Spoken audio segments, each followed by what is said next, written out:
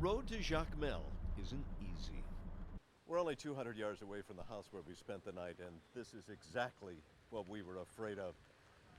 Trees that have come down, and big heavy trees here, all the way on this road down to Jacmel. We're trying to get there, but without a chainsaw, this is really going to be an extremely difficult job. A machete is Haiti's answer to the problem, and almost everybody seems to have one. The trees that block the road have also pulled down telephone and power lines. We clear one obstacle, only to find more lie ahead.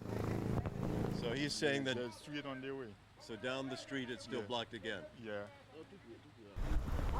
Water is an even greater danger, threatening to rise faster than it can run off.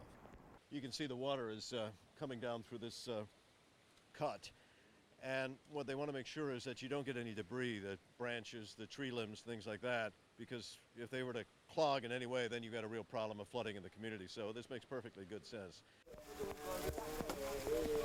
When it comes to cleaning up, Haitians just get on with it. So do we when we find another tree in the way. Maybe around the edge? Then comes the flooding.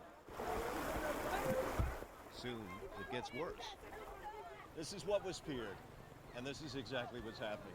The water rushing down off the hills finds its own channel, makes its own way. In this case, it just happens to be right through a neighborhood. Some are able to struggle through the current. Others need a helping hand. Eventually, we're on the road again and make our way to Jacmel, where ironically the power may be out, but the city's traffic light is still functioning.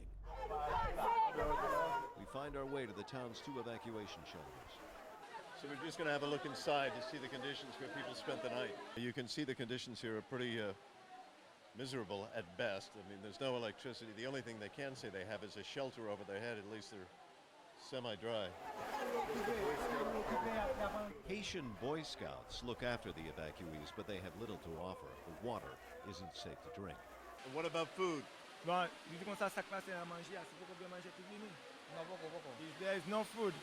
There is food at the next shelter, 2 plastic buckets of peanut butter and jelly